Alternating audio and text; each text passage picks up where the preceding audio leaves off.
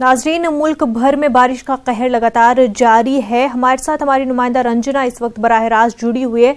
Ranjana, MP में इस वक्त कैसे हालात बने हुए हैं?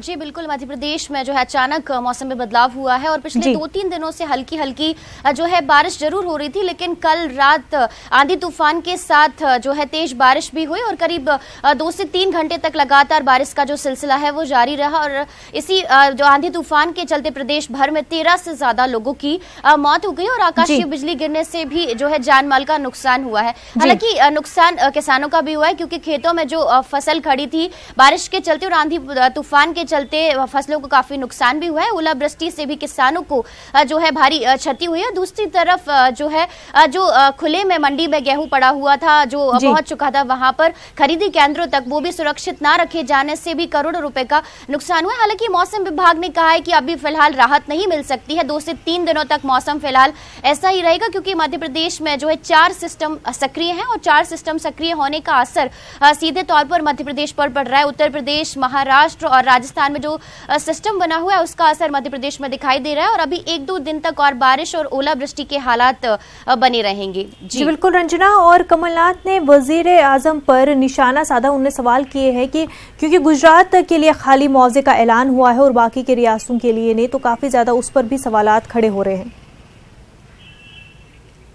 जी बिल्कुल, बारिश के बीच में जो सियासी गर्मी है वो भी लगातार बढ़ती चली जा रही है। प्रधानमंत्री नरेंद्र मोदी ने जहां पर ट्वीट किया और गुजरात के लोगों के लिए एक तरह से उन्होंने कहा कि वहां बहुत ज्यादा क्षति हुई और मुआवजा भी दिया जाएगा। और इस पर मुख्यमंत्री कमलनाथ ने उन पर जो है ट्वीट करके तंज भी कसा कि आपको सिर्फ गुजरात के लोगों की ही चिंता है, गुजरात के किसानों की ही चिंता है। आप पूरे देश भर के प्रधानमंत्री हैं, तो इस लिहाज से आपको मध्य प्रदेश के किसानों और मध्य प्रदेश के लोगों को भी चिंता करनी चाहिए, क्योंकि यहाँ पर भी जो बारिश हुई है, ओलावृष्टि हुई है, आंधी तूफान है, उससे काफी ज्यादा लोगों को नुकसान हुआ है और जो 13 से ज्यादा लोगों की मौत हुई है। आपको कम से कम मुआवजा ना सही तो संवेदना व्यक्त करने का तो हक बनता ही है। कम से कम आप संवेदनाएं तो व्यक्त कर ही सकते। तो इस लिहाज से जो भले ही आंधी तूफान के चलते तापमान में गिरावट हुई है, लेकिन सियासी पारा लोकसभा चुनाव के चलते लगातार बढ़ा हुआ है और ट्वीट के जरिए एक दूसरे पर तंज कसने का जो सिलसिला है वो लगातार चल रहा है। तो रंजना, राहत कार्य के लिए जो रियासती हुकूमत है एमपी की, वो क्या कुछ इकदाम कर रही है?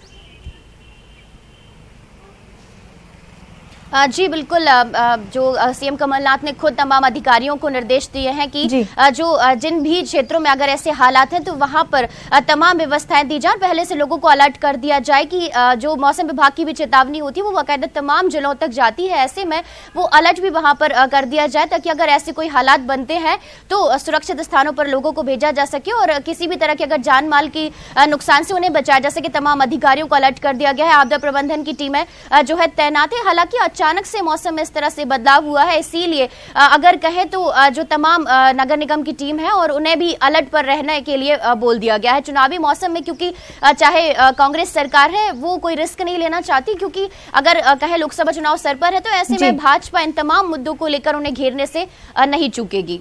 रंजना, लोगों को इस वक्त क्या कुछ मुश्किलात का सामना है, क्या क्या परेशानियां हैं, दिक्कतें हैं जिनका सामना करना पड़ रहा है इस वक्त लोगों को? जी सबसे ज्यादा अगर मुश्किल की बात कहें तो किसानों के लिए है, क्योंकि खड़ी फसलें हैं, खेतों में खड़ी हुई हैं, वो सबसे ज्यादा कटने के लिए थी, उनका नुकसान हुआ है। दूसरी बात, जो फसल कट के जो मंडी तक पहुंच चुकी है वो खुले में पड़ी हुई है, तो जो हजारों क्विंटल गेहूं है, हजारों क्विंटल धान है, उसका भी नुकसान हो चुका है।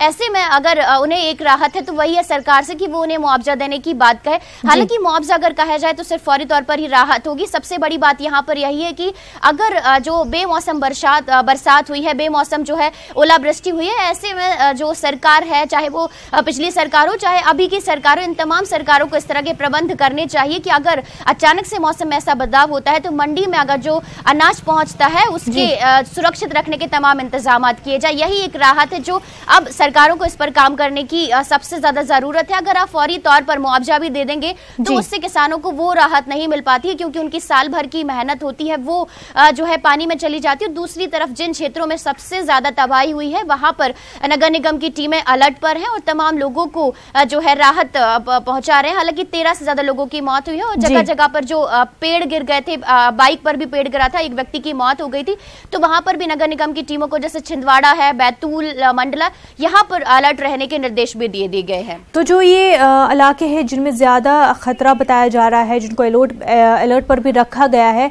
तो वहां से लोगों को मुंतकिल किया जा रहा है सेफ जगहों के लिए? अभी फिलहाल मध्य प्रदेश में ऐसी कोई बहुत ज्यादा हालत नहीं है कि उन्हें किसी और जगह पर पहुंचाया जाए, क्योंकि आंधी तूफान जरूर यहां पर आता है, ओलावृष्टि जरूर होती है, लेकिन बाढ़ जैसे अगर कहें या फिर बहुत ज्यादा नुकसान जान माल की कहें तो ऐसी कोई बात नहीं है। हालांकि जो बहुत ज्यादा बारिश से 13 लोगों की मौत जरूरी है, हालांकि ये बहुत बड़ा आंकड़ा है मध्य प्रदेश जैसी जगह पर। तो अभी लोगों को विस्थापित करना तो बहुत बड़ी बात हो जाएगी। उन्हें सिर्फ अलर्ट रहने के लिए ये बात के निर्देश दिए गए कि इन जगहों पर बहुत ज्यादा बारिश या ओलावृष्टि हो सकती है, तो ऐसे में आप खुद सावधानी बरतें। और अगर जो खुले मकानों में रहते हैं या स्लम जैसे घरों में रहते हैं तो उन्हें बहुत सुरक्षित, या कहें कि जो नगर निगम के टेंट बने हुए थे वहां पर उन्हें पहुंचाने की तैयारियां कर ली गई हैं, क्योंकि उस तरह से उन्हें कोई नुकसान ना हो। लेकिन नगर निगम और आपदा प्रबंधन की टीमें अलर्ट पर है। महकमा मौसमियात की जानिब से रंजना, क्या कुछ बताया जा रहा है, कब तक मौसम में बेहतरी आ सकती है?